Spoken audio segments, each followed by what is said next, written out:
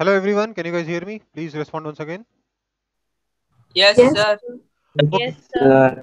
okay. तो in the last class connection चला गया था आप लोगों का शायद।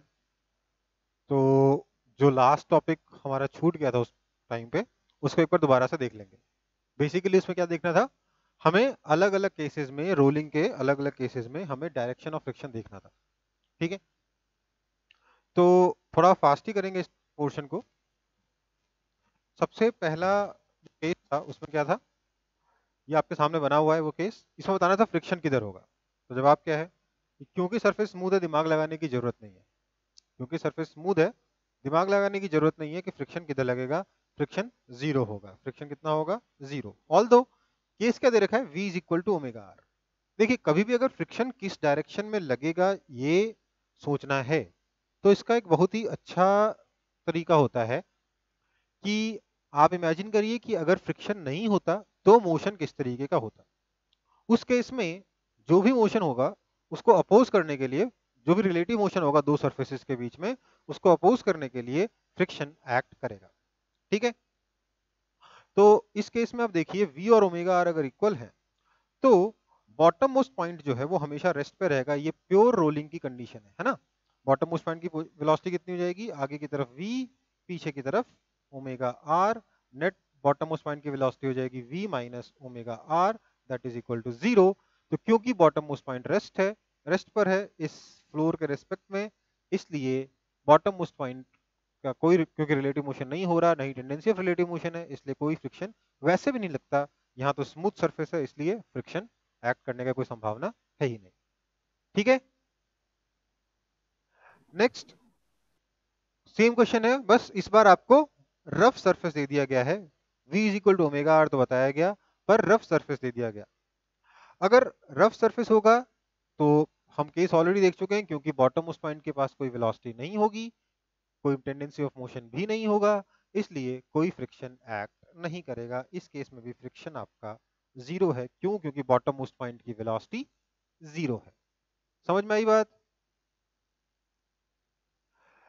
नेक्स्ट, अब की बार आपको v greater than omega r दे रखा है। v आपका ओमेगा आर से बड़ा है, ऐसे केस में फ्रिक्शन किधर लगेगा ये पूछा गया। जवाब फिर से वही होगा, क्योंकि सरफेस स्मूथ है इसलिए फ्रिक्शन जीरो होगा। पर फिर भी एक बार नजर डाल लेते हैं कि मोशन कैसा होगा। देखिए v greater than omega r है, मतलब मोशन कुछ इस तरीके का होगा। स्लाइड करते हुए जा रहा है और धीरे धीरे रोटेट कर रहा है ना। देखिए वापस ध्यान से देखिए, स्लाइड करते हुए जा रहा है और धीरे धीरे रोटेट कर रहा है। बॉटम मोस्ट पॉइंट की अगर मैं वेलोसिटी देखूंगा तो आगे की तरफ v है और पीछे की तरफ ओमेगा r है which is less than v। तो बॉटम मोस्ट पॉइंट की velocity v minus omega r which is greater than zero. तो क्योंकि बॉटम मोस्ट पॉइंट राइट की तरफ जा रहा है, इसलिए अगर फ्रिक्शन होता, यहाँ तो स्मूथ सरफेस है, अगर फ्रिक्शन होता तो किधर एक्ट करता? पीछे की तरफ। समझ में आई बात? किसी को नहीं समझ में आया हो तो बोल दो।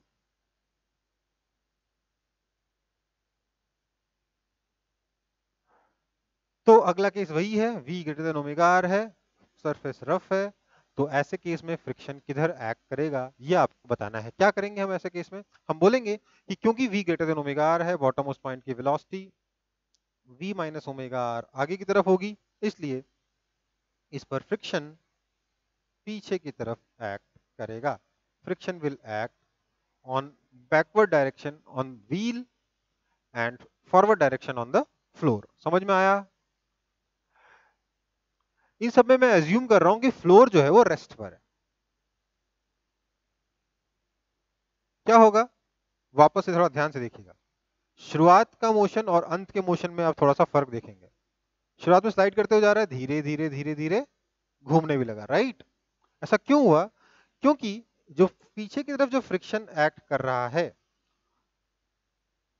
पीछे की तरफ जो फ्रिक्शन एक्ट कर रहा है, उस फ्रिक्शन की वजह से इस पहिए पर एक टॉर्क एक्ट करेगा। सेंटर ऑफ मास के अबाउट आप देखोगे तो एक टॉर्क एक्ट करेगा।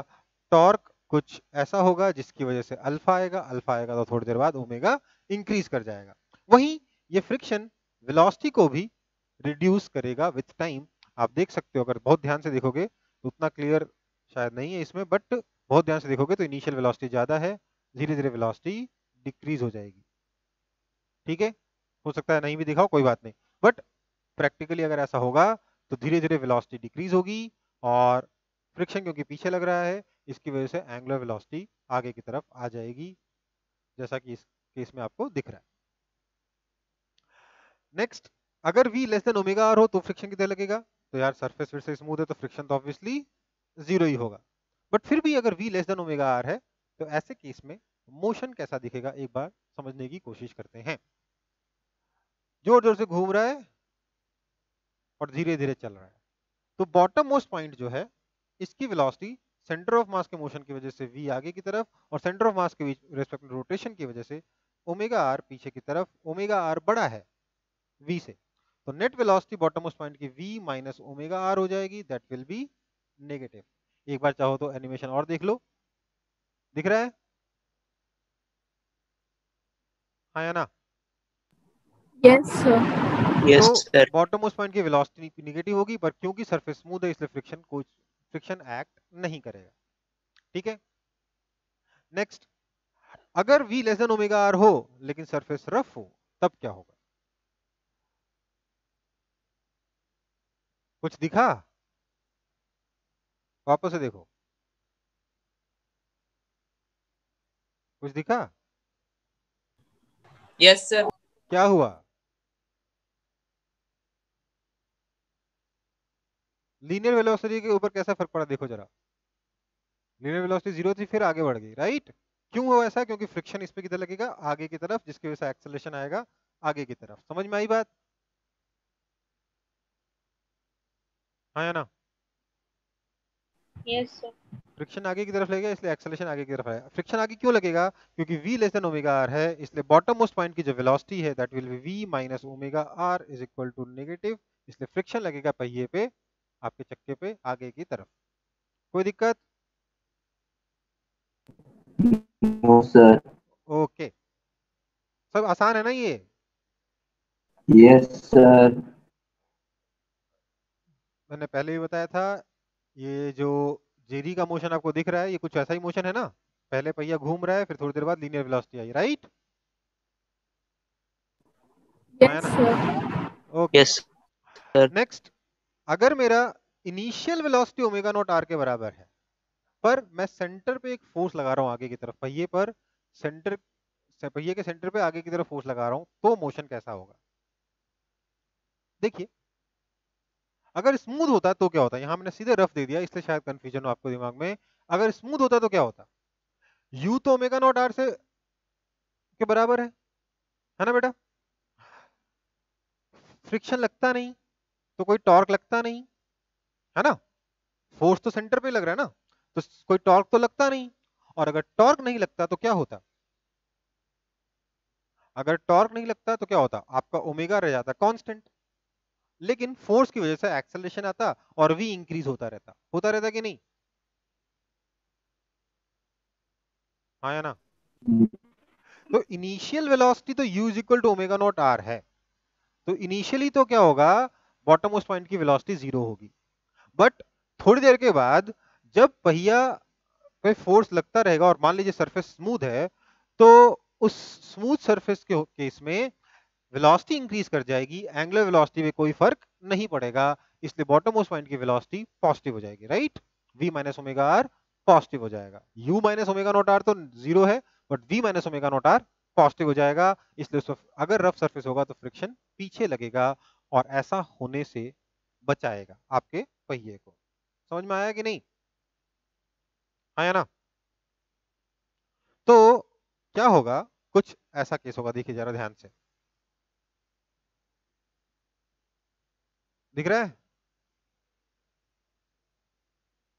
ध्यान से देखो, v बढ़ रहा है कि नहीं बढ़ रहा? v बढ़ रहा है, हाँ या ना? Yes sir. ओमेगा भी देखो तो बढ़ रहा है, राइट? ओमेगा भी इंक्रीज हुआ, v भी इंक्रीज हुआ, थोड़ा गौर से देखेंगे। घूमने की स्पीड एक बार सिर्फ लीनियर स्पीड देख लीजिए, देखिए लीनियर स्पीड सब लोग बढ़ रही है ना? एक बार देखिए घूमने की स्पीड, वो भी इंक्रीज हो रही है, हाँ या ना? Yes, sir. Yes, sir. तो ऐसा क्यों हुआ? ऐसा इसलिए हुआ क्योंकि बॉटम मोस्ट पॉइंट पर फ्रिक्शन लगा पीछे की तरफ। F माइनस फ्रिक्शन जो है वो मास इंटू एक्सेलरेशन के बराबर हुआ। फ्रिक्शन इस फोर्स से कम होगा, ठीक है। तो F minus friction mass into acceleration के बराबर हुआ। और आपका टॉर्क कितना लगेगा फ्रिक्शन के? देखिए फोर्स, इस फोर्स की वजह से तो कोई टॉर्क नहीं आएगा, इस फोर्स की वजह से तो कोई टॉर्क नहीं आएगा क्योंकि सेंटर पे ही एक्ट कर रहा है। सेंटर ऑफ मास के अबाउट अगर टॉर्क देखूंगा तो कोई टॉर्क इस एक्सटर्नल फोर्स की वजह से नहीं आएगा। बट जो फ्रिक्शन है उसकी वजह से टॉर्क आएगा आर क्रॉस एफ। और वो कैसा आएगा? टॉर्क इस डायरेक्शन में आएगा। This tau is equal to I alpha होगा, है ना। तो एक्सेलरेशन भी सर। होगा, एंगुलर एक्सेलरेशन भी होगा। और इस वजह से मतलब इस केस में फ्रिक्शन क्योंकि पीछे की तरफ लग रहा है ना। क्या हुआ? इनिशियली तो वेलोसिटी जीरो है, बट वेलोसिटी जीरो होने से फ्रिक्शन जीरो नहीं हो जाता। टेंडेंसी ऑफ मोशन तो हो सकता है, मोशन नहीं है पर टेंडेंसी ऑफ मोशन तो हो सकता है, हाँ या ना। मोशन नहीं है पर टेंडेंसी ऑफ मोशन तो हो सकता है। इस फोर्स की वजह से क्या हुआ? बॉटम मोस्ट पॉइंट पे बस आगे की तरफ का टेंडेंसी ऑफ मोशन आ गया, आगे की तरफ का टेंडेंसी ऑफ मोशन है बॉटम मोस्ट पॉइंट के पास। इनिशियली तो v minus u minus omega not r zero है, बट फोर्स की वजह से v बढ़ेगा, v बढ़ेगा तो क्या होगा? बॉटम मोस्ट पॉइंट की वेलोसिटी पॉजिटिव आ जाएगी, इसलिए फ्रिक्शन पीछे लगेगा। पॉजिटिव आने से पहले ही टेंडेंसी ऑफ मोशन को भी फ्रिक्शन अपोज करता है। फ्रिक्शन सिर्फ मोशन को ही नहीं, टेंडेंसी ऑफ मोशन को भी अपोज करता है। इस केस में अगर प्योर रोलिंग हुआ, फॉर प्योर रोलिंग, अभी जरूरी नहीं है प्योर रोलिंग हो या ना हो सकता है प्योर रोलिंग हो पाए, हो सकता है प्योर रोलिंग ना हो पाए, डिपेंडिंग ऑन की सरफेस कितना रफ है, एक फोर्स कितना बड़ा है। अगर प्योर रोलिंग होनी है, for pure rolling u is equal to omega not r sufficient condition नहीं है, नेसेसरी जरूर है पर सफिशिएंट नहीं है। इसके लिए एक और कंडीशन होनी पड़ेगी, acceleration is equal to alpha r. Acceleration is equal to alpha r भी एक कंडीशन होनी पड़ेगी, तब जाके आपका प्योर रोलिंग होगा। समझ में आई बात? हाँ या ना। बॉटम मोस्ट पॉइंट का एक्सेलरेशन भी, लीनियर एक्सेलरेशन को भी आपको जीरो करना पड़ेगा बॉटम मोस्ट पॉइंट के। समझ में आया कि नहीं आया? फटाफट बोल दो।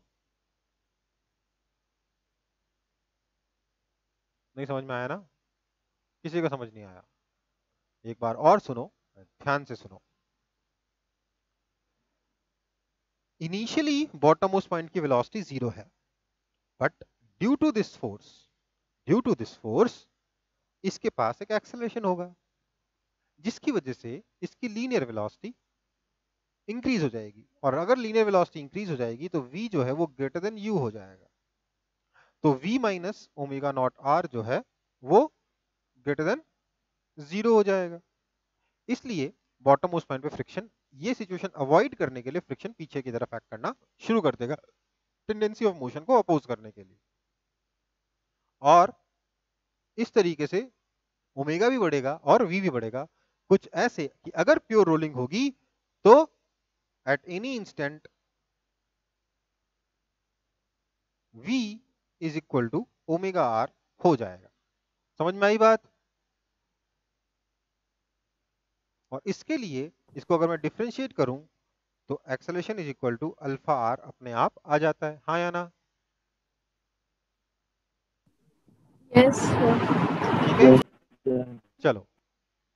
तो ये थोड़ा सा अलग कॉम्प्लेक्स केस आप मान सकते हो, पर इतना कॉम्प्लेक्स नहीं है। एक दो बार आपको लग सकता है कॉम्प्लेक्स, बट विद टाइम आपको ये चीजें एकदम नेचुरल लगनी चाहिए। आगे नेक्स्ट केस में इस बार फोर्स नहीं लग रहा है पर एक टॉर्क अप्लाई कर रहे हैं हम, ठीक है। इस बार भी u और ओमेगा नॉट आर इक्वल है, मतलब कोई फ्रिक्शन पहले से एक्ट नहीं कर रहा होगा, मतलब सॉरी इनिशियली कोई बॉटम मोस्ट पॉइंट की वेलोसिटी नहीं होगी, पर क्योंकि हमने ये टॉर्क लगा दिया इस वजह से क्या होगा? टॉर्क लगाने की वजह से इस पहिए के पास अल्फा आएगा। टॉर्क क्या प्रोवाइड करेगा? टॉर्क इंप्लाइज अल्फा, है ना। अल्फा आएगा तो ये जोर जोर से घूमेगा, मतलब कि आपका जो ओमेगा है वो इंक्रीज करेगा, मतलब बॉटम मोस्ट पॉइंट की velocity v minus omega r होती है, ये इंक्रीज करेगी, इंक्रीज करने की टेंडेंसी रखती है। इसलिए फ्रिक्शन सॉरी डिक्रीज करने के लिए ना, ओमेगा इंक्रीज करा तो ये डिक्रीज करेगा, इसलिए फ्रिक्शन आगे की तरफ एक्ट करेगा, जो ओमेगा को अल्फा को थोड़ा रिड्यूस करेगा और लीनियर एक्सेलरेशन प्रोवाइड करेगा। इस केस में क्या हो जाएगा, friction is equal to mass into acceleration and r into friction which is torque is equal to m alpha, या यूं कहना चाहिए माइनस m अल्फा। क्यों? क्योंकि सॉरी मैं गलत बोल गया, tau minus r f is equal to m alpha कैसे आ जाएगा, आई अल्फा आएगा, tau minus r f is equal to I alpha. इस तरीके से आपका ये टॉर्क जो एक्सटर्नल लगाया माइनस फ्रिक्शन का जो टॉर्क है वो उल्टा है। देखिए फ्रिक्शन का जो टॉर्क है इस अप्लाइड टॉर्क के अपोजिट डायरेक्शन में है कि नहीं, खुद से चेक कर लो राइट हैंड थंब रूल लगा के।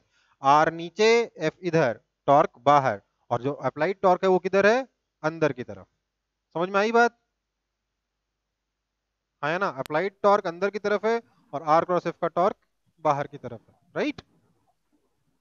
तो दोनों टॉर्क एक दूसरे को अपोज करेंगे, फ्रिक्शन का टॉर्क इस टॉर्क में से सब्ट्रैक्ट हो जाएगा और जो नेट टॉर्क होगा that will be equal to I alpha, और हम कह पाएंगे फॉर प्योर रोलिंग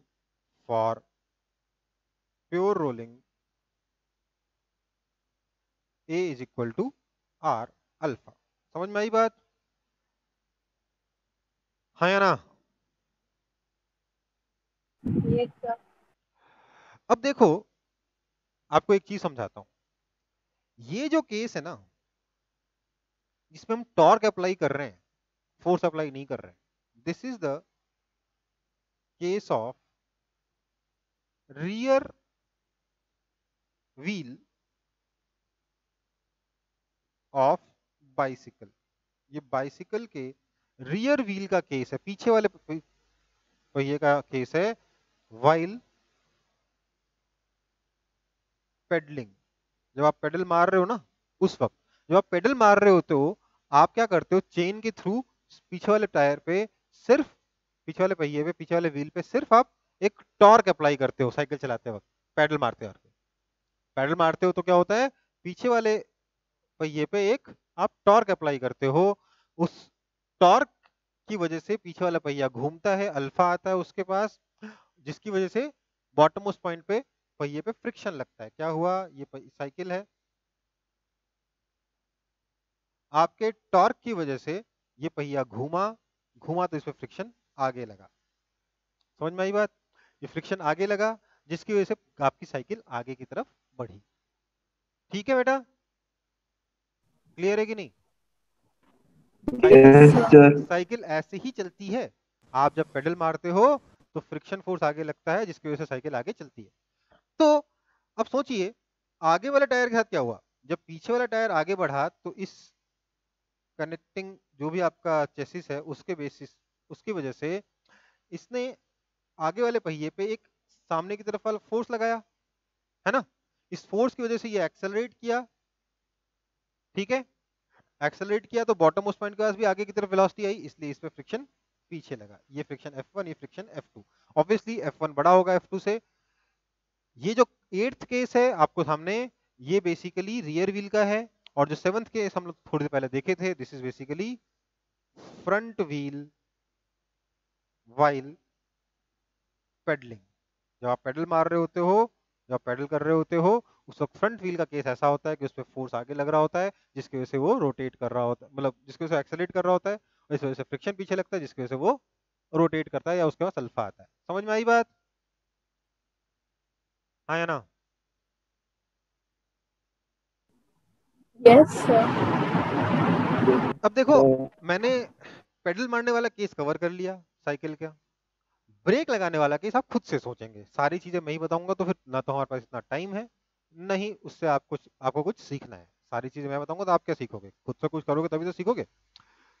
तो ब्रेकिंग का केस आप लोग खुद से सोचेंगे कि ब्रेकिंग के केस में पीछे वाले टायर पे या पीछे वाले व्हील पे साइकिल के किधर फोर्स लगेगा फ्रिक्शन का, और आगे वाले व्हील पे किधर फोर्स लगेगा फ्रिक्शन का, ये आपको खुद से फिगर आउट करना है। मैं आगे बढ़ रहा हूं नेक्स्ट केस पे। अच्छा, नेक्स्ट केस में देखिए हमारा ये केस स्पेशल है, इसमें कोई एक्सटर्नल टॉर्क हमने डायरेक्टली अप्लाई नहीं किया, हमने बस जो फोर्स है उसको सेंटर पे लगाने की बजाय सेंटर से एक साइड ऊपर लगा दिया है।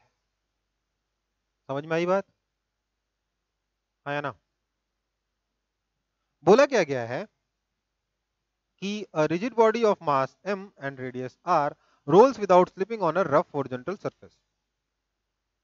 A force is acting on the rigid body x distance from the center as shown in the figure. Okay, find the value of x so that static friction is zero. ठीक है, आपको इसमें एक और चीज देनी चाहिए थी, आई भी, m कॉमा आर को मोमेंट ऑफ इनर्शिया आई भी गिवन होना चाहिए, तब ये क्वेश्चन सॉल्व होगा, अदरवाइज सॉल्व नहीं होगा।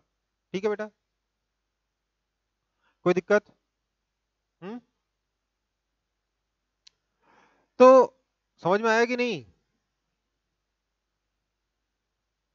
क्वेश्चन समझ में आया? Yes, sir. देखो भाई, अब ऐसे केस में क्या होगा, हमको बोल दिया फ्रिक्शन नहीं है, तो बहुत अच्छी बात है, फ्रिक्शन का डायरेक्शन एज्यूम करने की जरूरत ही नहीं है, हाँ या ना? फ्रिक्शन एज्यूम ही नहीं करना क्योंकि फ्रिक्शन जीरो है, बहुत बढ़िया बात है, तो एक ही फोर्स लग रहा है F, दिमाग क्या लगाना है। हम बोलेंगे लेट से इसका एक्सेलरेशन आगे की तरफ a है, तो हम क्या बोलेंगे कि क्योंकि हॉरिजॉन्टल डायरेक्शन में फोर्स का इस F के अलावा और कोई फोर्स नहीं लग रहा, इसलिए this force F is equal to mass into acceleration. ठीक है, दिस इज इक्वेशन 1। ठीक, नेक्स्ट, यही फोर्स जो है इसकी वजह से टॉर्क लगेगा, यहां से ये x हाइट ऊपर है, तो टॉर्क कितना हो जाएगा, टॉर्क हो जाएगा x इंटू एफ, किस डायरेक्शन में, आगे की तरफ, ओमेगा की डायरेक्शन में ही आएगा, और टाउ कितना हो जाएगा, it should be equal to I into alpha, है ना? Tau is equal to I into alpha, therefore हम बोलेंगे कि tau, sorry I my bad, tau x f है ना, तो x into f is equal to I into alpha, this is equation 2। ठीक है, थर्ड इक्वेशन क्या है? थर्ड इक्वेशन है, अगर हम प्योर रोलिंग चाहते हैं, अगर हम चाहते हैं कोई फ्रिक्शन नहीं हो, प्योर कोई फ्रिक्शन नहीं है मतलब क्या है, एक ही पॉसिबिलिटी है, कोई स्लाइडिंग ना तो है, ना होने की कोई टेंडेंसी है, उसके लिए acceleration a has to be r alpha, otherwise bottom most point के पास एक्सेलरेशन आ जाएगा और फ्रिक्शन लग जाएगा। ठीक है, दिस इज इक्वेशन 3। अब हम लोग इन तीनों इक्वेशंस को बैठ के सॉल्व करें। Force equal to mass into acceleration है, मैंने काम किया, मैंने इस ए को यहां बिठा दिया, तो मुझे मिलेगा force is equal to m into r alpha, ये हो गया इक्वेशन 4। अब मेरे को x की वैल्यू चाहिए थी, तो मैंने क्या किया, इक्वेशन 2 को डिवाइड कर दिया इक्वेशन 4 से, इससे मुझे क्या मिलेगा, एक्स एफ, और इधर f कैंसिल हो गया, x बचा is equal to I alpha upon m r alpha, चलो अल्फा भी कैंसिल हो गया, ओ क्या चाहिए, दिस इंप्लाइज आ तो गया x is equal to I upon m r. समझ में आई बात, हाँ या ना? Yes, sir.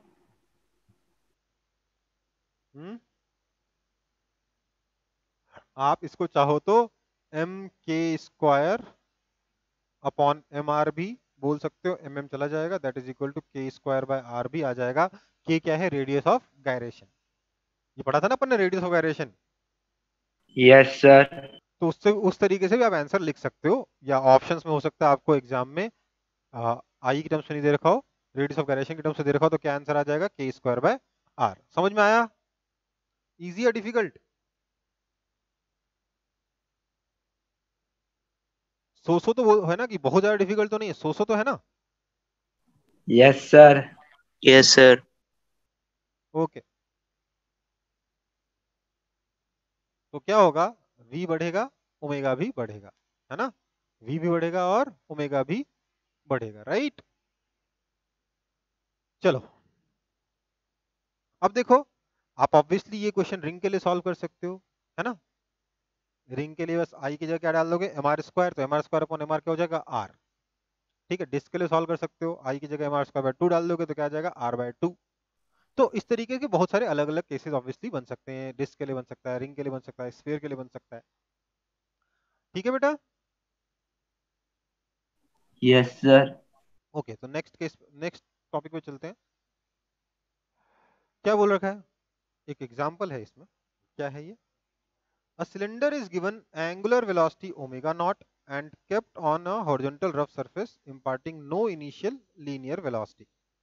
एक सिलेंडर है जिसको एंगुलर वेलोसिटी ओमेगा नॉट दिया गया और एक रफ सरफेस पे रख दिया, लीनियर वेलोसिटी से नहीं दी गई। समझ में आया? फर्स्ट लाइन समझ में आ गई? Cylinder is given angular velocity omega not and kept on a horizontal rough surface imparting no initial linear velocity. कुछ ऐसे, बस ये घूम रहा है, इसके पास कोई लीनियर वेलोसिटी नहीं है। ठीक है, नेक्स्ट क्या बोल रहा है? फाइंड द, अब ऐसा हो सकता है क्या कि वैसे घूमता रहे? No sir. नहीं हो सकता ना। अब बोला है find the distance travelled by the cylinder before it starts to perform pure rolling. आपको कोएफिशिएंट ऑफ फ्रिक्शन यहाँ पे म्यू मान लेना, बिना उसके क्वेश्चन सॉल्व शायद नहीं हो पाएगा। ठीक है, मतलब जो भी चीजें जरूरी हो ना वो मान सकते हो, म्यू मान लो, आर मान लो। ठीक है, क्योंकि क्वेश्चन में कोई डेटा दिया नहीं गया तो ये जनरल केस सॉल्व करने के लिए कह रहा है। कुछ मास मान लो, आई मान लो, आर मान लो, सब कुछ मान लो। ठीक है, क्योंकि डिस्क दे रखा है, सिर्फ एम और आर एज्यूम करने से आपको मोमेंट ऑफ इनर्शिया भी मिल जाएगा। तो एम भी मान लेते हैं, म्यू भी मान लेते हैं, आर भी मान लेते हैं। क्या बोला है? Find the distance travelled by the cylinder before it starts to perform pure rolling. Also find the work done by the friction during this process. ठीक है, क्या होगा बेटा? ये ऐसे गोल गोल गोल गोल घूम रहा है ना? तो अगर मैं इसको छोड़ दूंगा रफ सरफेस पे तो सिर्फ गोल गोल गोल गोल घूमता रहेगा नहीं इस पे, क्योंकि एक फ्रिक्शन फोर्स आगे लगेगा। लगेगा कि नहीं लगेगा? Yes sir. फ्रिक्शन फोर्स आगे लगेगा, जिसकी वजह से क्या इसके पास लीनियर एक्सेलरेशन आएगा? आएगा कि नहीं? Yes sir. ये फ्रिक्शन फोर्स कितना होगा, कोई मुझे बताएगा? क्या मैं इस फ्रिक्शन फोर्स को म्यू इनटू नॉर्मल बोल सकता हूं? क्योंकि क्योंकि कौन सा फ्रिक्शन है ये, स्टैटिक की काइनेटिक? स्टैटिक। अबे काइनेटिक है, बॉटम मोस्ट पॉइंट के पास पीछे की तरफ वेलोसिटी है भाई, रगड़ रहा है ना। हाँ या ना भाई? अगर ऐसे ही घूमता रहेगा तो नीचे वाला पॉइंट और जो सरफेस है उनके बीच में कुछ यस सर, समझ में आ गया, समझ में आ रगड़ रहा गया। है, तो फ्रिक्शन कितना हो जाएगा? काइनेटिक फ्रिक्शन होगा। This is your kinetic friction, that's why friction is equal to mu into normal. अगर स्टैटिक होता तो हमको एफ लिख के काम चलाना पड़ता, पर काइनेटिक है इसलिए म्यू इनटू नॉर्मल लिख सकते हैं। और नॉर्मल कितना है? mg के बराबर, that is equal to mu into mg। तो मास कैपिटल एम मान रखते हैं, है ना? कोई दिक्कत? इस फ्रिक्शन की वजह से क्या होगा? इसके पास एक लीनियर एक्सेलरेशन तो आएगा ही, साथ ही साथ एक और चीज होगी। इस फ्रिक्शन की वजह से टॉर्क लग रहा है उल्टी तरफ, देख लो सेंटर से आर नीचे, टॉर्क किधर लग रहा है? उल्टी तरफ लग रहा है कि नहीं लग रहा? बताइए, क्या टॉर्क उल्टी तरफ लग रहा है? आर क्रॉस फ्रिक्शन देख लो, इस पे दो फोर्सेस और लग रहे होंगे, एक mg नीचे लग रहा होगा, एक नॉर्मल ऊपर लग रहा होगा। This normal will be equal to mg, लेकिन टॉर्क सिर्फ किसकी वजह से लगेगा? फ्रिक्शन की वजह से, सेंटर के अबाउट। हाँ या ना? बोल दिया करो ना हाँ ना। Yes, sir. इस टॉर्क की वजह से इसके पास एक उल्टी डायरेक्शन में अल्फा आएगा, है ना? Yes tau sir. कितना आएगा? क्या इसको मैं आर इंटू फ्रिक्शन बोल सकता हूँ? बिल्कुल बोल सकता हूँ सर, बोल सकता हूँ कि नहीं? Yes sir. That is equal to mu m g r. ठीक है, और एक्सेलरेशन तो इसके पास आगे की तरफ है ही है। इस वजह से क्या होगा? इसका इस अल्फा की वजह से, क्योंकि अल्फा ओमेगा की उल्टी डायरेक्शन में, ओमेगा डिक्रीज होगा और एक्सेलरेशन की वजह से लीनियर वेलोसिटी इंक्रीज करेगी। हाँ या ना? Yes. तो कुछ ऐसा मोशन होगा, देखिए एंगुलर वेलोसिटी रिड्यूस हो रही है, लीनियर वेलोसिटी इंक्रीज हो रही है। हुआ? हाँ या ना? Yes sir. हुआ ना? तो वापस देख लो, एंगुलर वेलोसिटी यहाँ थी, ये रिड्यूस हो रही है। ठीक है बेटा, ये वो मोमेंट है जब आपका वेलोसिटी v और ओमेगा r इक्वल हो गए। जैसे ये हुआ, देखिए फ्रिक्शन गायब हुआ कि नहीं हुआ? मैंने फ्रिक्शन को रिप्रेजेंट करने के लिए फ्रिक्शन को मैंने ब्लर कर, वो कर दिया, डिम कर दिया, देख लो। जैसे ही v is equal to omega r हुआ वैसे ही फ्रिक्शन लगना बंद। क्यों? प्योर रोलिंग हो गई, बॉटम मोस्ट पॉइंट के पास ना तो कोई वेलोसिटी है ना कोई टेंडेंसी ऑफ मोशन है, तो क्यों फ्रिक्शन लगेगा? राइट?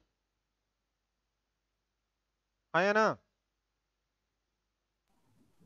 Yes sir. इसके बाद का मोशन कैसा होगा? बिल्कुल perfect pure rolling v is equal to omega r से चलती रहेगी। राइट? कोई दिक्कत किसी Yes. को?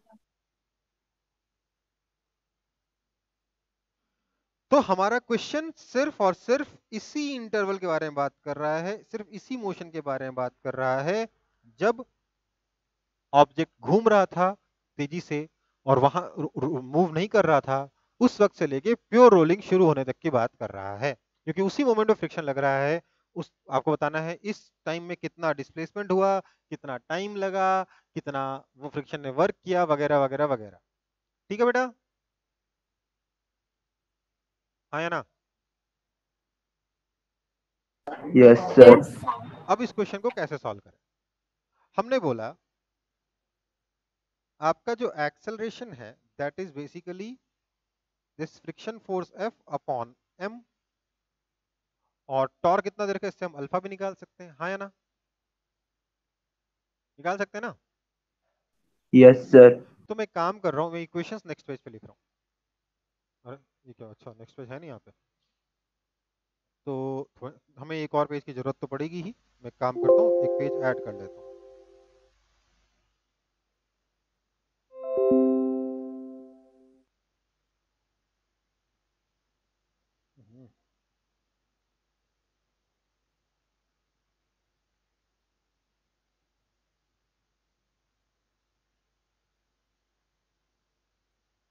देखिए क्या है, आपको दे रखा है, आपको पास पता था कि फ्रिक्शन कितना आया था, म्यू इंटू एम जी, यही था ना फ्रिक्शन? हाँ या ना?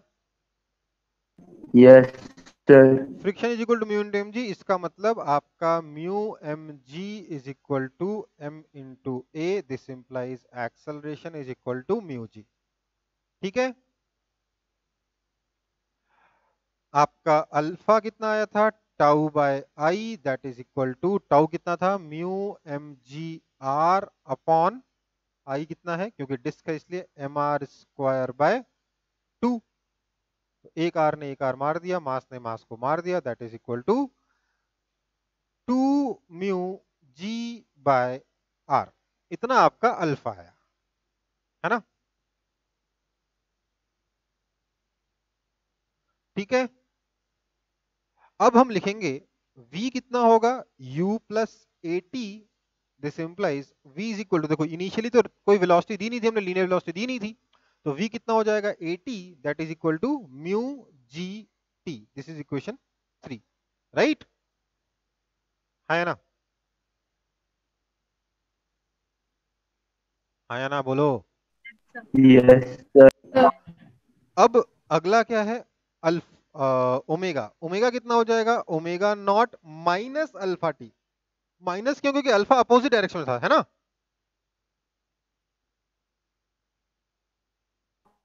Yes sir. This implies omega is equal to omega not minus alpha, यहां पे है हमारे पास 2 mu g by r into T.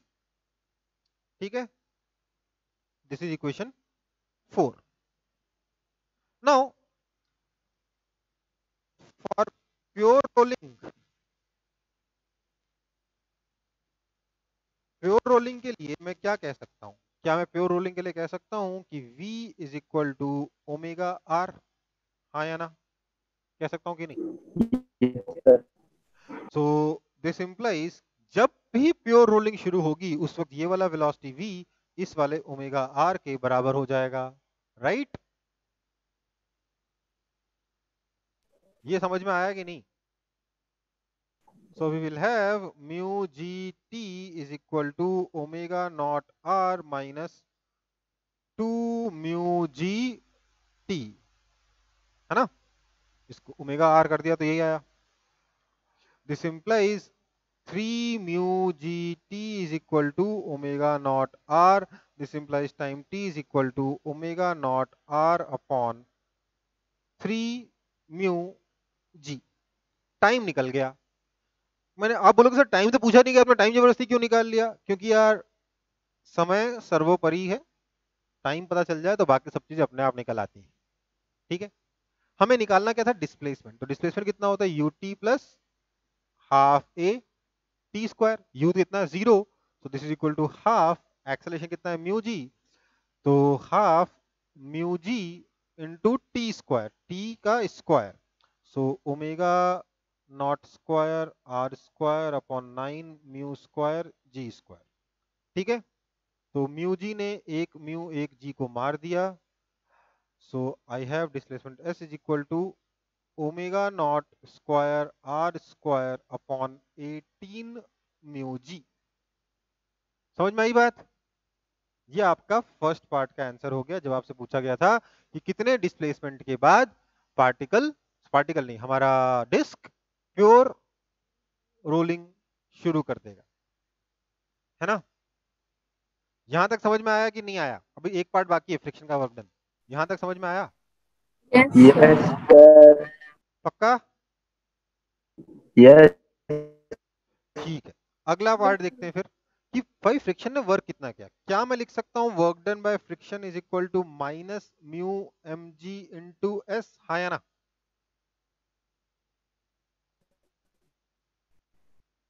बोलो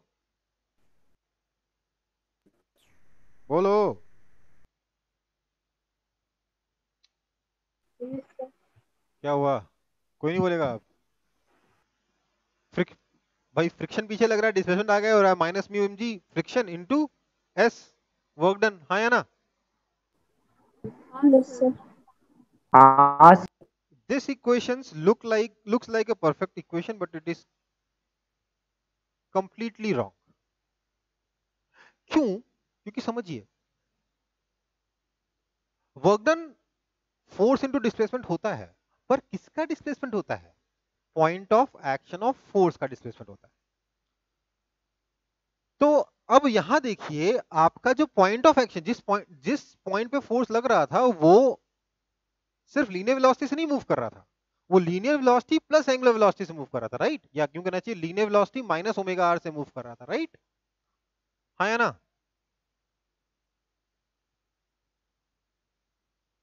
हाँ या ना? बोलो। Yes, sir.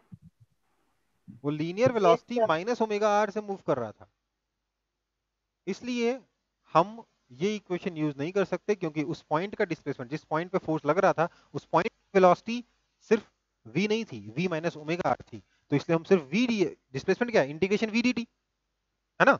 सर हम सिर्फ इंटीग्रेशन v dt वाला डिस्प्लेसमेंट यूज नहीं कर सकते। हमें अगर करना है तो हमें v minus omega t dt, sorry v minus omega r dt की इक्वेशन यूज करनी पड़ेगी। समझ में आई बात? यहां पर नोट कर लीजिएगा बेटा, ये बहुत इंपॉर्टेंट है, पक्के से एग्जाम में यही गलती करके आ जाओगे नहीं तो। ठीक है, तो सर कैसे निकाला जाए? देखो दो रास्ते हैं, या एक तो इंटीग्रेशन इन्वॉल्व करता है, जिसमें आप क्या बोलोगे कि power delivered by friction is equal to minus mu m g into v minus omega r. Sorry उल्टा हो गया, प्लस म्यू एम जी ना, क्योंकि फ्रिक्शन तो आगे लग रहा था, माय बैड। यहाँ तो प्लस लगाना चाहिए था, वो गलत ही था। ठीक है, work done by friction net positive हो जाएगा तो एनर्जी बढ़ जाएगी, ऐसा तो होगा नहीं ना। पावर डिलीवर्ड बाय फ्रिक्शन क्या होगा? Plus mu m g into v minus omega r, ये पावर हो गया।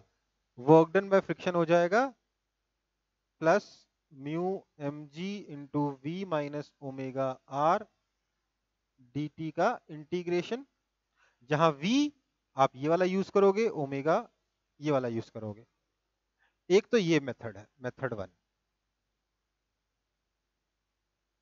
This will be the work done on your disk by the friction. ठीक है, ये मेथड अपने आप में क्वाइट इन्वॉल्विंग है, उतना ज्यादा नहीं है बट थोड़ा मेहनत करवा देगा। मेथड टू क्या है? देखिए, मेथड टू कहता है वर्क डन बाय फ्रिक्शन, और तो कोई फोर्स वर्क कर नहीं रहा आपके सिस्टम पे, so work done by friction is equal to change in kinetic energy, potential energy कोई चेंज आया नहीं, from work energy theorem, work done by all the forces equal to change in kinetic energy. क्योंकि friction के अलावा कोई भी और force work नहीं कर रहा है, ना नॉर्मल फोर्स ने वर्क किया ना ग्रेविटेशनल फोर्स ने वर्क किया, इसलिए वर्क डन बाय फ्रिक्शन जो है वो चेंज इन काइनेटिक एनर्जी के बराबर हो जाएगा।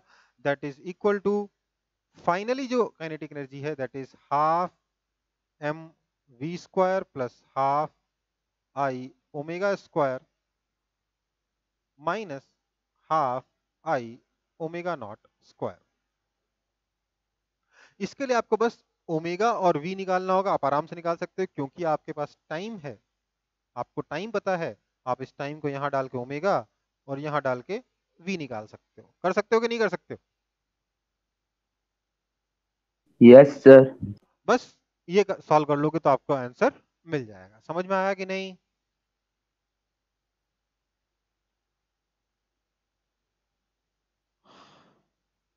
हाँ या ना? ये लास्ट वाला पोर्शन मैं बोल सकता हूँ कि थोड़ा सा कंफ्यूजिंग है। आपको ये लग सकता है कि सर यहाँ तो आप थे बताने के लिए कि ऐसी ये गलती हो जाएगी, एग्जाम में ऐसा कुछ आया तो मेरे को कैसे पता चलेगा।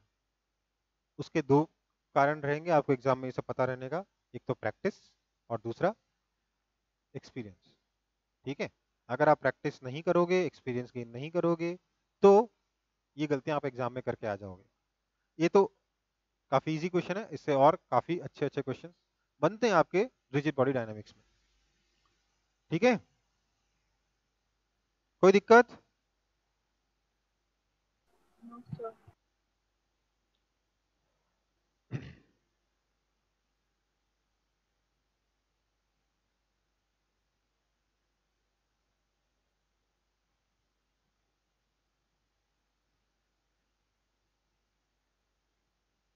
कॉपी हो गया?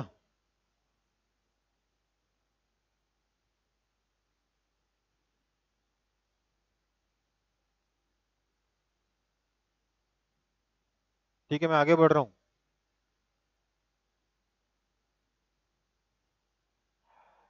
हमारा अगला टॉपिक है इंस्टेंटेनियस एक्सिस ऑफ रोटेशन। देखिए बहुत ज्यादा काम का ये नहीं है, पर फिर भी क्या है ना कि ठीक ठाक सा यूज हो जाता है इसका कुछ क्वेश्चंस में। कुछ क्वेश्चंस को ये काफी इजी बना देता है। ठीक है, और मतलब अगर आपको ये इंस्टेंटेनियस एक्सिस ऑफ रोटेशन का सही से यूज करना आ गया ना, तो काफी सारे डिफिकल्ट क्वेश्चंस आप इजीली सॉल्व कर लेते हो। ठीक है, क्यों? थोड़ी देर में देखते हैं। इंस्टेंटेनियस एक्सिस ऑफ रोटेशन होता क्या है? ध्यान दीजिए, हमारे पास जब हम कंबाइंड ट्रांसलेशन एंड रोटेशन पढ़ रहे थे, इसको कंबाइंड ट्रांसलेशन एंड रोटेशन क्यों कहा हमने? सिंपल सा कारण था, क्योंकि एक एक्सिस के अबाउट रोटेशन हो रहा है और एक्सिस खुद ट्रांसलेट कर रही है ना। और उसके बाद हमने ये भी देखा था कि यार रोटेशन तो हर एक्सिस के अबाउट हो रहा है। अगर प्योर रोलिंग हो रही है या pure combined translation and rotation हो रहा है, कोई भी रिजिड बॉडी है, वो तो रिजिड बॉडी के साथ एसोसिएटेड हर पॉइंट के रेस्पेक्ट में रोटेट करता है कि नहीं करता? देखा था ना, किसी ही पॉइंट के लिए आप लिख सकते हो v velocity of one with respect to two is equal to omega cross position of one with respect to two. किया था कि नहीं किया था हमने? हमने सबसे Yes. पहले काइनेटिक्स ऑफ कंबाइंड रोटेशन में यही पढ़ा था कि किसी भी दो पॉइंट के बीच में एंगुलर वेलोसिटी कांस्टेंट होती है, इसलिए आप आराम से टेंजेंशियल वेलोसिटी को omega cross r a b लिख सकते हो। लिखा था? हाँ या ना? हाँ, उसमें एक चीज क्या बोली थी कि वो जो दोनों पॉइंट्स हैं वो एक्सिस के परपेंडिकुलर प्लेन में होने चाहिए, राइट? याद है कि भूल गए? सबसे ज्यादा टाइम मैंने उसी पे दिया है, भूल गए?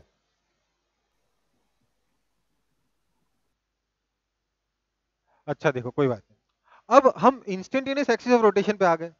भूल गए हो तो वापस से रिवाइज कर लेना। ठीक है, अब हम आ गए हैं इंस्टेंटेनियस एक्सिस ऑफ रोटेशन पर। इंस्टेंटेनियस एक्सिस ऑफ रोटेशन क्या होता है? ध्यान दीजिए, ये सबसे पहले तो इंस्टेंटेनियस है, मतलब कि एक इंस्टेंट के लिए डिफाइंड होगा। ठीक है, और ये एक्सिस ऑफ रोटेशन है, मतलब ये ध्यान दीजिए ये स्पेशल एक्सिस है जो उस पर्टिकुलर इंस्टेंट पर रेस्ट पर है, इसलिए उस पर्टिकुलर इंस्टेंट पर इस एक्सिस के अबाउट, सॉरी इस एक्सिस का कोई ट्रांसलेशन नहीं हो रहा है, ये रेस्ट पर है, इस एक्सिस के अबाउट प्योर रोटेशन हो रहा है उस इंस्टेंट पर। अगले इंस्टेंट पे instantaneous axis of rotation change हो जाएगी, उसके बारे में हम थोड़ी देर में चर्चा करेंगे। देखिए क्या होता है, सबसे पहले तो इंस्टेंटेनियस एक्सिस ऑफ रोटेशन क्या होता है, it is that point about which, या it is that axis about which the general motion का मतलब combined translation and rotational motion appears to be pure rotation. Combined translation and rotation इस axis के about pure rotation नजर आती है। Next point, it is instantaneous. समझ में आई बात, ये इंस्टेंटेनियस है, ठीक है, ये इंस्टेंटेनियस एक्सिस है। इसके बाद ऐसा नहीं कि ये परमानेंटली इसी एक्सिस के अबाउट रोटेशन होता रहेगा, नहीं, उस इंस्टेंट पे उस एक्सिस के अबाउट प्योर रोटेशन है। क्यों? क्योंकि इस एक्सिस की इंस्टेंटेनियस वेलोसिटी 0 है, ठीक है बेटा। और इस एक्सिस के, और सब ये एक्सिस क्यों हमारे लिए इंपॉर्टेंट हो जाती है, क्योंकि इस एक्सिस के अबाउट भी tau is equal to I alpha valid होता है, इसलिए हमारी इक्वेशंस इस एक्सिस के अबाउट इजियर बनती हैं। समझ में आया कि नहीं?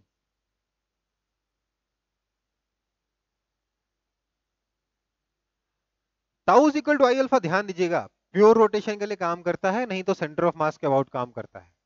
Tau is equal to I alpha किसी भी जनरल एक्सिस के अबाउट काम नहीं करता। किसी भी जनरल एक्सिस के अबाउट टाउ कितना होता है, rate of change of angular momentum that is equal to rate of change of angular momentum of centre of mass plus angular momentum with respect to centre of mass. इसलिए सिर्फ centre of मास से पास होने वाली axis के लिए ही tau is equal to I alpha valid होता है, नहीं तो फिर ये वैलिड होता है इंस्टेंटेनियस एक्सिस ऑफ रोटेशन के लिए। समझ में आया कि नहीं आया? Yes sir. ओके, आगे बढ़ जाऊं।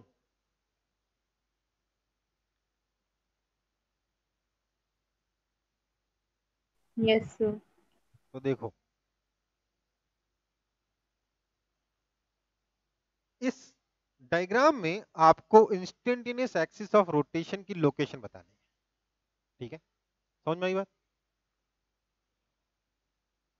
अब क्या करेंगे, थोड़ा सा लग रहा है कि क्या करें इसमें, मतलब ऐसा कैसे बता दें कि इंस्टेंटेनियस एक्सिस ऑफ रोटेशन सिर्फ इस दो पॉइंट की वेलोसिटी दे रखी है आपको v1 और v2, इन दो वेलोसिटीज को देख के हम कैसे बता सकते हैं इंस्टेंटेनियस एक्सिस ऑफ रोटेशन कहां पर है? तो बात समझिए, इंस्टेंटेनियस एक्सिस ऑफ रोटेशन कहां है, कैसे है? इंस्टेंटेनियस एक्सिस ऑफ रोटेशन हमेशा रेस्ट पे होती है, उसके अबाउट हर एक पार्टिकल प्योर रोटेशन कर रहा है, मतलब उस एक्सिस के अबाउट हर एक पार्टिकल की वेलोसिटी सिर्फ और सिर्फ टेंजेंशियल है। और सिर्फ टेंजेंशियल होने का मतलब क्या हुआ, उस एक्सिस से अगर मैं उस पॉइंट को जोड़ दूंगा तो वेलोसिटी परपेंडिकुलर डायरेक्शन में होगी, मतलब जो वेलोसिटी है वो रेडियस के परपेंडिकुलर डायरेक्शन में है। इसलिए हमारा जो रेडियस है वो कुछ ऐसा होगा इस पॉइंट 1 के लिए, इसी लाइन के लॉन्ग होगा, और रेडियस 2 इसी लाइन के लॉन्ग होगा।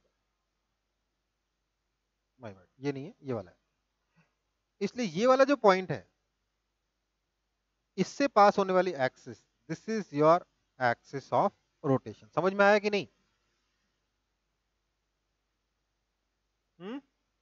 बेसिकली हमने क्या किया, दोनों वेलोसिटी के परपेंडिकुलर लाइन खींची, क्योंकि अगर ये r है तो ये टेंजेंशियल वेलोसिटी है, अगर ये r है तो ये टेंजेंशियल वेलोसिटी है, क्योंकि वेलोसिटीज इस r के परपेंडिकुलर है ना, वेलोसिटीज r के परपेंडिकुलर है, इसलिए यही वो पॉइंट पॉसिबल है, क्योंकि सिर्फ इकलौता यही पॉइंट है जिस पॉइंट से पास होने वाली एक्सिस के लिए ये वेलोसिटीज r के परपेंडिकुलर होंगी, इसलिए यही आपकी एक्सिस ऑफ रोटेशन है या इंस्टेंटेनियस एक्सिस ऑफ रोटेशन है, IAOR है। IAOR का मतलब इंस्टेंटेनियस एक्सिस ऑफ रोटेशन। समझ में आया? क्या करना है, सीधी भाषा में पॉइंट के वेलोसिटी के परपेंडिकुलर डायरेक्शन की लाइन खींच लो, आपका IAOR instantaneous axis of rotation आ जाएगा। ठीक है बेटा, ये दोनों वेलोसिटी के परपेंडिकुलर लाइंस मैंने खींची थी, जहां पे इंटरसेक्ट करी वो आपका IAOR होगा। आगे देखते हैं, नेक्स्ट है, इस इलस्ट्रेशन में indicate the location of IAOR if the cylinder is performing pure rolling. अब यहां थोड़ी दिक्कत हो गई। प्योर रोलिंग में है पता है टॉप मोस्ट पॉइंट की velocity v plus omega r 2v हो जाएगी, सेंटर की वेलोसिटी v हो जाएगी और इस पॉइंट की वेलोसिटी 0 हो जाएगी। तो ऑब्वियसली यही आपका इंस्टेंटेनियस एक्सिस ऑफ रोटेशन है, हाँ या ना?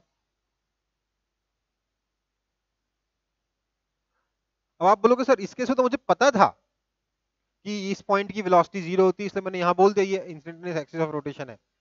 पर अगर मुझे नहीं मालूम होता, मान लेते हैं प्योर रोलिंग नहीं दे रखा होता, तो मैं कैसे निकालता IAOR? तो देखिए उसके लिए बेसिकली एक और तरीका है जो ज्यादा जनरल केस में काम आता है। अगर दोनों वेलोसिटीज पैरेलल हैं, दो पॉइंट जो पता है उन दोनों की वेलोसिटीज अगर पैरेलल हैं, तो क्या करेंगे? हम मान लेंगे, हम बोलेंगे यार इंस्टेंटेनियस एक्सिस ऑफ रोटेशन इस वेलोसिटी के ही परपेंडिकुलर होगा, इस वेलोसिटी के ही परपेंडिकुलर होगा, तो मतलब इन दोनों को परपेंडिकुलर लाइन पे लाई करेगा। तो हमने इन दोनों को परपेंडिकुलर लाइन ड्रॉ करी तो देखा ये सारे के सारे पॉइंट्स ही इंटरसेक्शन पॉइंट है, इसलिए कोई भी पॉइंट इस लाइन पर कोई भी पॉइंट IAOR हो सकता है कि नहीं? बताओ मेरे को, समझ में आया कि नहीं आया जो बोल रहा हूं? पिछले केस में क्या था, दोनों का परपेंडिकुलर जो है, दोनों वेलोसिटी का परपेंडिकुलर लाइन सिर्फ एक ही पॉइंट पे इंटरसेक्ट कर रहा था, इसलिए वही IAOR है। लेकिन इस केस में क्या है, दोनों वेलोसिटी का परपेंडिकुलर लाइन जो है कोइंसाइड कर गया, तो IAOR कहीं पर भी हो सकता है, हाँ या ना? Yes, sir. तो अब मैंने बोला चलो कोई बात नहीं, लेट से इस पॉइंट से x डिस्टेंस पर अपना IAOR है, ये डिस्टेंस अपना r है, मुझे x नहीं मालूम, इस केस में मुझे पता है x इक्वल टू r होगा, बट मैं x equal to r derive करूंगा। मैं क्या बोलूंगा? मैं बोलूंगा v is equal to omega x and 2v is equal to omega into x plus r, हाँ या ना? ये बोल सकता हूँ कि नहीं? Yes sir. समझ में आया? अगर ये मेरा IAOR है x डिस्टेंस पर, तो v कितना हो जाएगा? ओमेगा इंटू एक्स, और 2v कितना हो जाएगा? Omega into x plus r. अगर ये IOR है, ये कितना है? x प्लस आर, तो 2v कितना हो जाएगा? Omega into x plus r, और ये आपका x डिस्टेंस है तो कितना हो जाएगा? Omega into x, v is equal to omega into x. ठीक है, अब हम कुछ नहीं करेंगे, डिवाइड कर देंगे तो आंसर आ जाएगा। 2 is equal to x plus r upon x, this implies 2x is equal to x plus r, this implies x is equal to r। तो इस तरीके से भी आप आंसर तक पहुंच सकते हो। समझ में आया कि नहीं आया समझ में?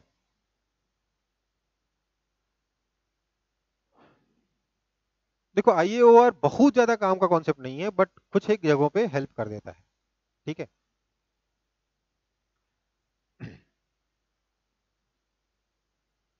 आगे बढ़ूं?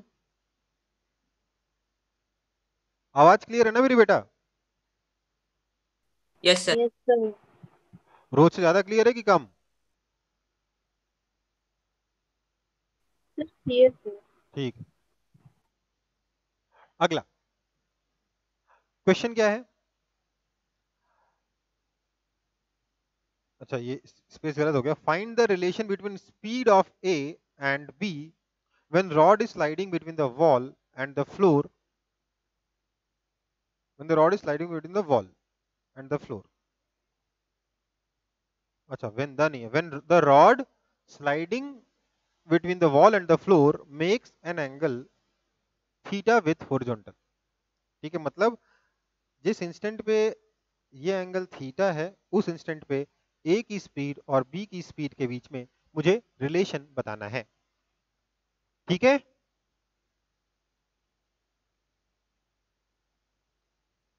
समझ में आ रहा है? Yes, sir. Yes, sir. आपको इमोशन समझ में आ रहा है कैसा होगा? मोशन होगा Yes. कुछ ऐसा, दिखा?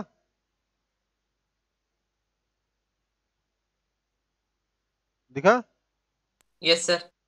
तो मुझे A की स्पीड और B की स्पीड के बीच में रिलेशन निकालना है। ठीक है, कैसे होगा भाई? देखिए मल्टीपल वेज हैं इसको सॉल्व करने के, मल्टीपल वेज। एक मेथड तो वो जो हम ऑलरेडी जानते हैं वो सॉल्व करके दिखा देता हूं आपको, पहले से हमें पता है, मैं उसी तरीके से इसको एक बार सॉल्व कर लूंगा, फिर मैं दूसरे मेथड देखूंगा। मैं बोलूंगा ए की वेलोसिटी मान लेते हैं नीचे की तरफ va है, बी की वेलोसिटी मान लेता हूं इधर की तरफ vb है। Now because the rod is rigid, इसकी लेंथ l कांस्टेंट है ना। This implies velocity of separation between a and b is 0, हाँ या ना, हाँ या ना। Yes sir.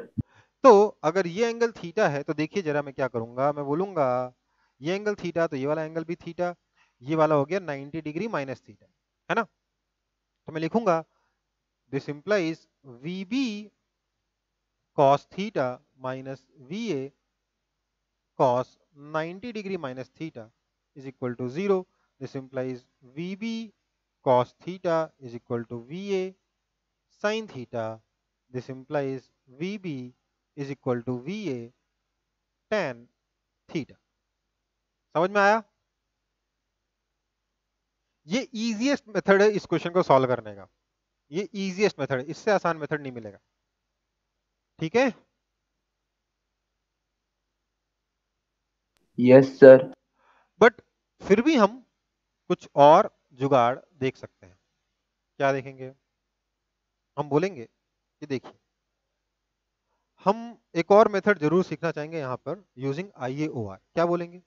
देखो भाई ए की वेलोसिटी अगर नीचे है तो IAOR हमेशा इस लाइन पे लाई करेगा, और बी की वेलोसिटी अगर हॉरिजॉन्टल है तो IAOR इसके परपेंडिकुलर, मतलब हमेशा इस लाइन पे लाई करेगा, हाँ या ना, हाँ या ना। दिस इज योर IAOR, जिसके अबाउट ये पूरा का पूरा रॉड प्योर रोटेशन कर रहा है, हाँ या ना। Yes sir. अब मैं चाहूं तो इन सारे इस मैं बोल सकता हूं कि क्योंकि प्योर रोटेशन है, सबकी एंगुलर वेलोसिटी तो इस IAOR के रिस्पेक्ट में बराबर ही है, तो इसकी जो वेलोसिटी है VA, ये अगर L है तो ये कितना हो जाएगा L cos थीटा, और ये L है तो ये कितना हो जाएगा L sin थीटा। होगा कि नहीं होगा? Yes sir. तो मैं लिख सकता हूं अल्टरनेट मेथड में कि VA is equal to omega into L cos theta and VB is equal to omega into L sin theta, हाँ या ना। Yes sir. Therefore VB by VA is equal to simply tan theta. This implies VB is equal to VA tan theta. समझ में आया कि नहीं? Yes sir, समझ में आया। पक्का? Yes sir. अब इसमें अच्छी बात क्या है, अब मैं किसी भी पॉइंट की velocity with its direction without any problem निकाल सकता हूं। मान लेते हैं यहां पर इस पॉइंट की वेलोसिटी निकालनी, क्या बोलूंगा? कुछ नहीं है इस इंस्टेंट पे, इस r के परपेंडिकुलर डायरेक्शन में है ओमेगा r, हाँ ना, हाँ ना। Yes sir. तो ये मेरे को एक फायदा हो गया, अब मैं किसी भी पॉइंट की वेलोसिटी चुटकी में निकाल सकता हूं, राइट। जहां ओमेगा में आराम से यहां से निकाल लूंगा या फिर यहां से निकाल लूंगा। तो अगर मेरे को ए और बी में से किसी भी एक पॉइंट की वेलोसिटी दे रखी होगी तो मैं बाकी सारे पॉइंट्स की वेलोसिटी फटाफट फटाफट निकाल सकता हूं, है ना। चलो आगे बढ़ते हैं।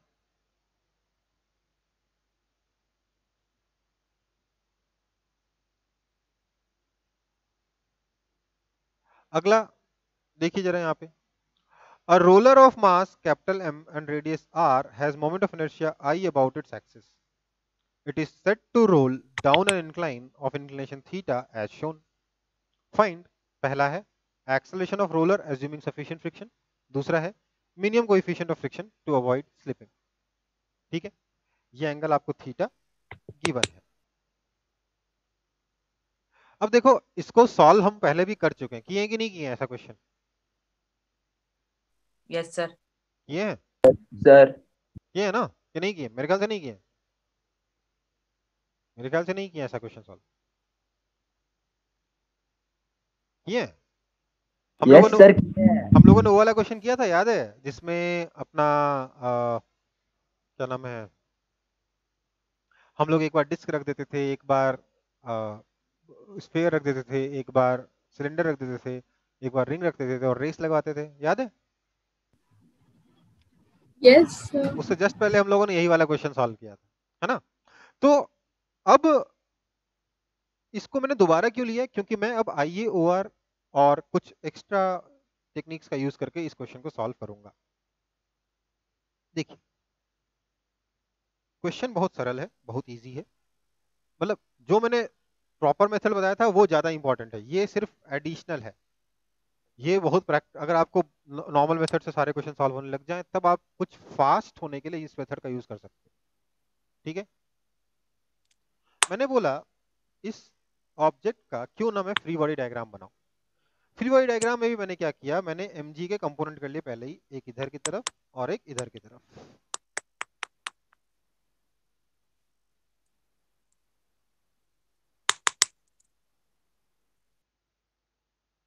ये कितना आ जाएगा? अगर इसका मास m है, मोमेंट ऑफ इनर्शिया I है और रेडियस r है, हालांकि डिस्क है तो मोमेंट ऑफ इनर्शिया I कितना हो जाएगा? mr²/2 हो जाएगा।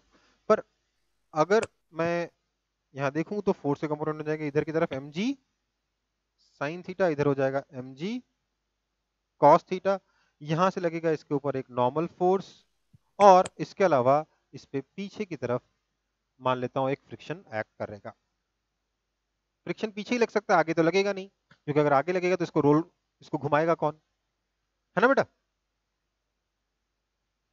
Yes sir. अभी तो देखा था ना फ्रिक्शन का डायरेक्शन, बेसिकली एक फोर्स लग रहा है आगे की तरफ तो फ्रिक्शन पीछे लगेगा उसको रोल कराने के लिए, है ना? तो फ्रिक्शन हमने मान लिया पीछे की तरफ और ये सिचुएशन हमारी बन गई। अब हम क्या बोलेंगे? अब हम बोलेंगे कि अभी तक हमने क्या बोला था, mg sin theta minus friction is equal to ma, mg cos theta is equal to normal और r into friction is equal to I alpha. हम लोग इन इक्वेशंस को सॉल्व करते थे, है ना? और एक और लगाते थे v is equal to sorry a is equal to alpha r, है ना? अब मैंने बोला कि अगर मैं अगर मैं अगर मैं इस पॉइंट से पास होने वाली एक्सिस के अबाउट बात करूं तो मेरे को मल्टीपल फायदे हैं। मल्टीपल फायदे क्या हैं? एक तो फ्रिक्शन जो कि अननोन है, इसका टॉर्क मुझे लिखना नहीं पड़ेगा, हाँ या ना? लिखना पड़ेगा क्या? नहीं लिखना पड़ेगा। नॉर्मल का नहीं लिखना पड़ेगा, mg cos थीटा का नहीं लिखना पड़ेगा, बचेगा क्या? सिर्फ mg sin थीटा का टॉर्क, है ना? हाँ या ना? Yes, sir. So about this chosen axis, दूसरी बात, ये वाला पॉइंट रेस्ट पर है, इसलिए ये इसमें एक और खास बात क्या है कि ये इंस्टेंटेनियस एक्सिस ऑफ रोटेशन है, इसलिए इसके लिए मैं tau is equal to I alpha भी डायरेक्टली लगा सकता हूं ना?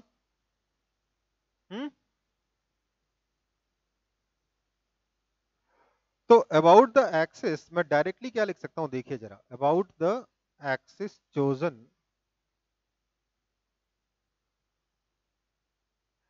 mg sin theta into r which is the torque is equal to simply I into alpha. इस एक्सिस का आउट I कितना हो जाएगा? mr square by 2 about centre of mass plus mr square हो जाएगा by using parallel axis theorem into alpha.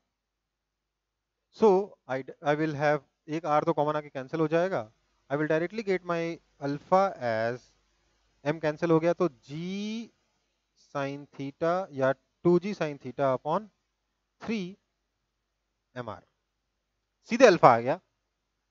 Therefore acceleration is equal to alpha r is equal to 2g sin theta upon 3m। समझ में आया कि नहीं? Easy की difficult? बोलो।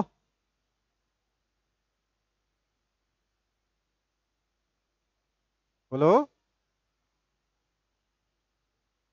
Sir M तो कैंसिल हो जाएगा। हाँ, अच्छा सॉरी, m कैंसिल हो गया ना, sorry my bad, m cancel हो जाएगा, sorry, 2g sin theta upon 3। समझ में आया? कितना आसान हो गया?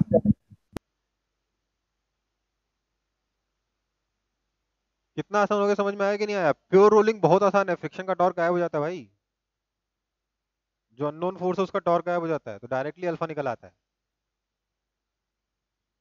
हाँ या ना?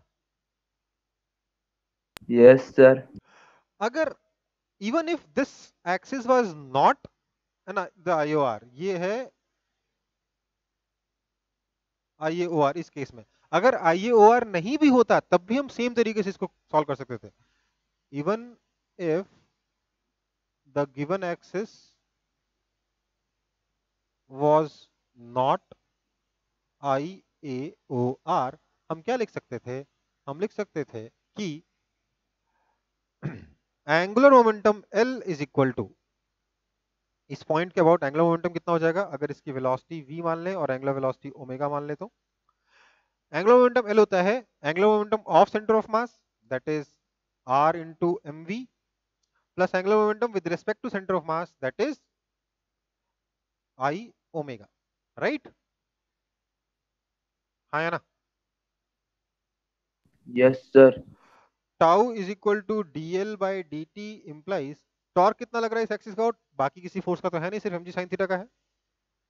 सो I will have r into mg sin theta is equal to dl by dt, r और m कांस्टेंट है तो r m omega plus i omega is moment of inertia, i कितना सेंटर ऑफ मास के about mr square by 2 into omega. इसमें तो हमने instantaneous axis rotation का कोई यूज नहीं किया, सॉरी ओमेगा नहीं, इसका डिफरेंशिएशन करना है ना, तो अल्फा हो जाएगा। एक second,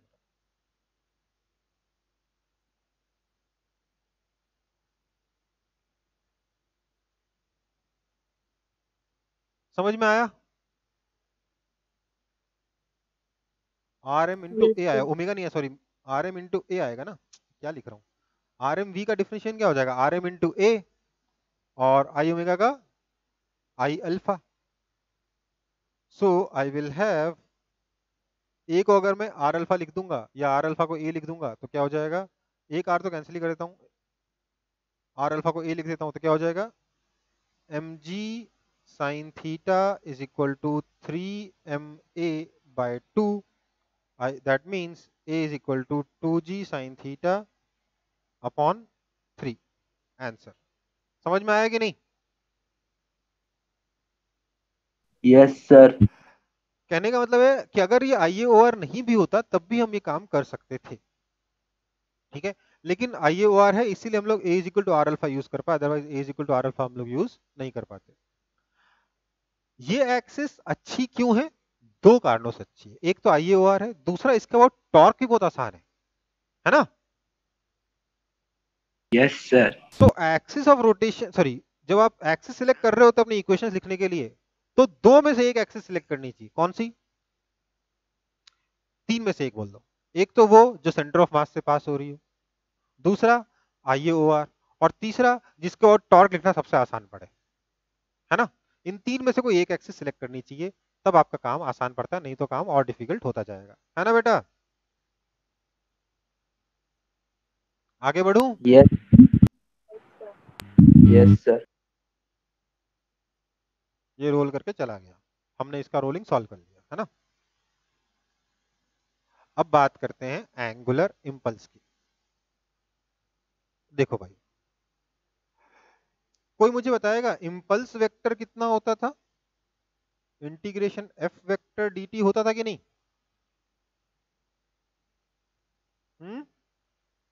yes sir. Yes sir. यही होता था। अब मैं लिखूंगा angular impulse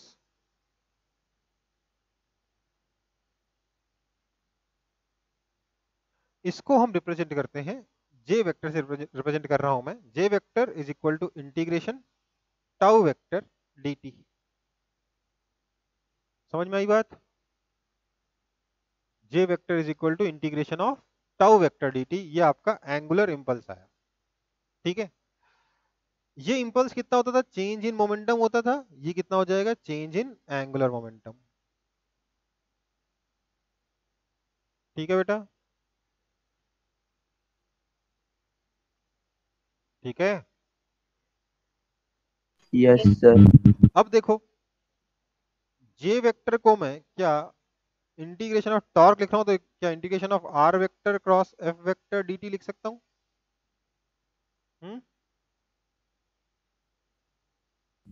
yes sir. Therefore, if r vector is constant, और इम्पल्सिव फोर्स के केस में, इम्पल्सिव फोर्स के केस में इम्पल्सिव फोर्स इतने कम देर के लिए होता है कि उतनी देर में डिस्प्लेसमेंट तो पॉसिबल ही नहीं है ना,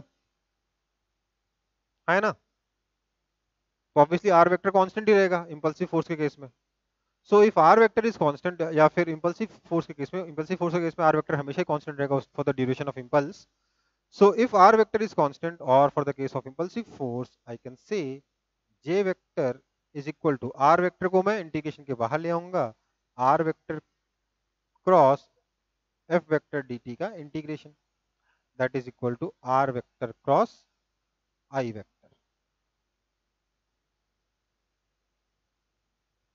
समझ में आया कि नहीं? हाँ या ना?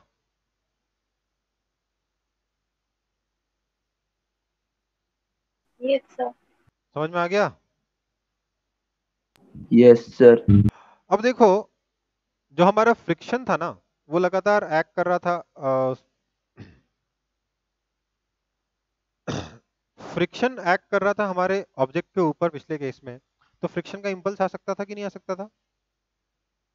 वैसे ही फ्रिक्शन का एंगुलर इंपल्स भी आ सकता था। पर हम लोग इंपल्स के बारे में तब तक बात नहीं करते जब तक सडन इंपल्स ना हो, इंस्टेंटेनियस इंपल्स ना हो, है ना। तब तक हमको इंपल्स का कोई खास यूज नहीं होता। इसलिए हम लोग इंस्टेंटेनियस इंपल्स के केस में एंगुलर इंपल्स का भी यूज करेंगे। उसका एक एग्जांपल आपके सामने है। ये एक स्मूथ सरफेस है जिसके ऊपर एक गियर मूव कर रहा है। गियर राइट की तरफ ट्रांसलेट करेगा और आगे जाके सडनली गियर जाके लॉक हो जाएगा। तो क्या मोशन कैसा होगा? देखिए, पहले तो लीनियर मोशन होगा स्मूथ, फिर सडनली कुछ ऐसा मोशन हो जाएगा। समझ में आया कि नहीं?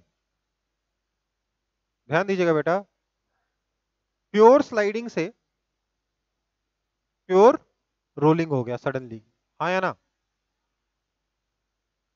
Yes Yes, sir. sir. नजर आ रहा है सबको? प्योर स्लाइडिंग हो रहा है, इंपल्स हुआ, प्योर रोलिंग हो गया, राइट। क्या होगा? लीनियर वेलोसिटी इसकी तुरंत घट जाएगी, तुरंत डिक्रीज हो जाएगी, हाँ या ना? Yes sir. और तुरंत Yes. एंगुलर वेलोसिटी आ जाएगी, है ना। हाँ सर। तो हमें इसका केस समझना है कि इसके केस को हम कैसे सॉल्व करेंगे। तो जैसे ही ये जाके यहाँ कोलाइड करेगा, कोलिजन हुआ ना एक, मैं अब उस केस में मैं वहां पे रोक नहीं पा रहा हूँ अपने एनिमेशन को, तो मैं शुरुआत में ही मान ले रहा हूँ यहीं पे कोलिजन हो गया है। तो बेसिकली इसके ऊपर, गियर के ऊपर एक इंपल्स लगा पीछे की तरफ, आई वेक्टर, है ना। मान लेते हैं इसके पास वेलोसिटी आगे की तरफ यू वेक्टर थी। लेटर आफ्टर दिस इंपल्स इसकी वेलोसिटी वी वेक्टर हो गई, एंगुलर वेलोसिटी ओमेगा वेक्टर हो गई। समझ में आई बात? हाँ या ना? Yes sir. तो क्या मैं लिख सकता हूं कि m u vector minus I vector is equal, या एम वेक्टर में सब्ट्रैक्ट नहीं करेंगे, वेक्टर में तो ऐड करेंगे, m u plus m u में आई सब्ट्रैक्ट हुआ तो आपका एम वी बन गया। ये लिख सकते हैं कि नहीं?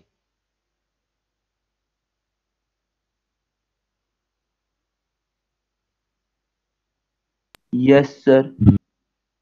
आई is equal to change in momentum, I is equal to m v minus m u, है ना।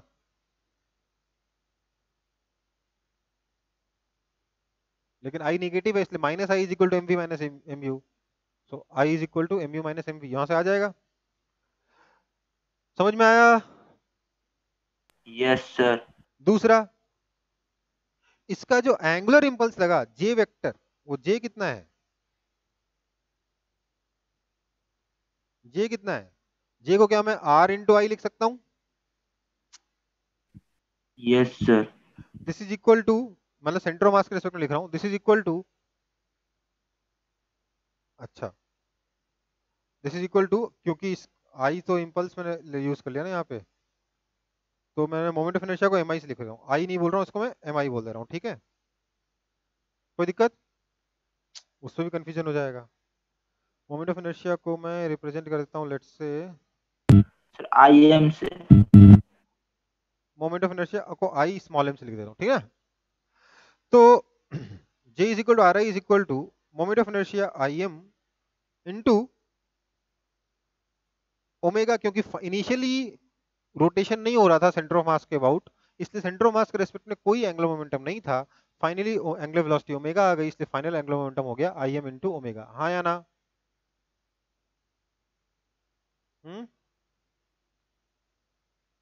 हाँ या ना? Yes, sir. So I have second equation, R into I is equal to Im into omega. अब क्योंकि उसके बाद pure rolling शुरू हो गई थी, मैं एक चीज और लिख सकता हूं, V is equal to omega r. हाँ या ना?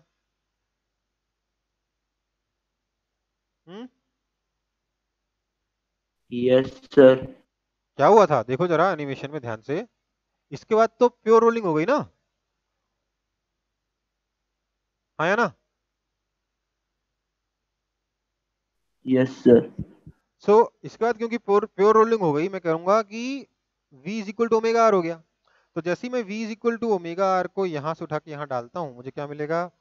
Are I is equal to I m into v by r. This implies I is equal to I m into v by r square. This is equation 4।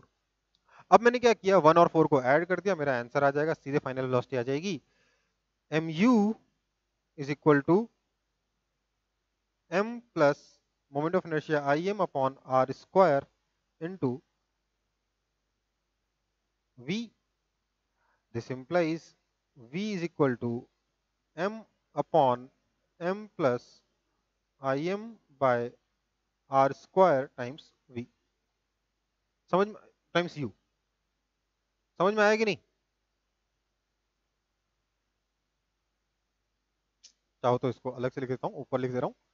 v आ गया मेरा कितना, v is equal to m upon m plus I m by r square times u। कोई दिक्कत? No sir. समझ में आया सबको कि नहीं?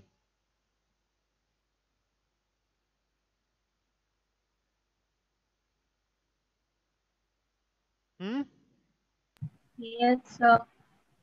कॉपी हो गया?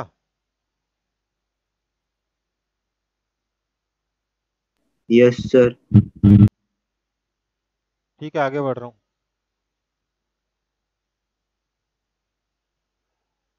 अच्छा, तो अगला टॉपिक है हमारा कोलिजन विथ रॉड, लेकिन टाइम खत्म हो रहा है। इसमें हम क्या देखने वाले हैं, एक हॉरिजॉन्टल प्लेन पे एक बॉल रखी है, एक रॉड रखा है। बॉल को अगर मैं रॉड से की तरफ फेंकूं तो मोशन कैसा होगा? क्या मोशन कुछ इस तरीके का होगा? हाँ या ना? कोई फ्रिक्शन यस। नहीं। वापस देख लो एक बार मोशन को,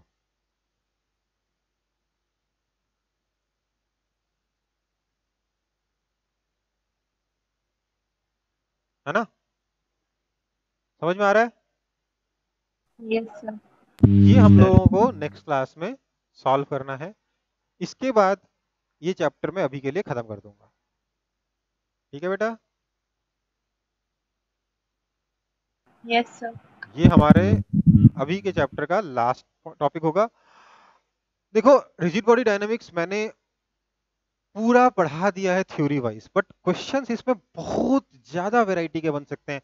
मैं चाहकर भी आपको हर एक वैरायटी तक कवर नहीं कर सकता इस क्लास के अंदर, क्योंकि आपको मैं 1000 क्वेश्चन करा दूंगा ना, तो एग्जाम के अंदर 1001 नया क्वेश्चन आ जाएगा। ये चैप्टर थोड़ा ऐसा है, ठीक है? तो इस चैप्टर में आपकी स्ट्रेटजी क्या होनी चाहिए कि अगर इस चैप्टर का इजी क्वेश्चन आया, देखा हुआ क्वेश्चन आया, तब तो आपको एग्जाम में बना के आ जाना है। कुछ डिफिकल्ट क्वेश्चन आया, कुछ नया क्वेश्चन आया, तो छूट जाए छूट जाए। बट अच्छा, मॉड्यूल आप लोगों को नहीं मिला है तो यस।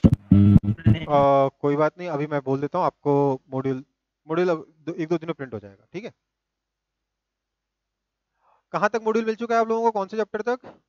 सेंटर ऑफ मास तक। अच्छा, सेंटर मास तक मिल चुका है, इसका नहीं मिला। ओके, तो मैं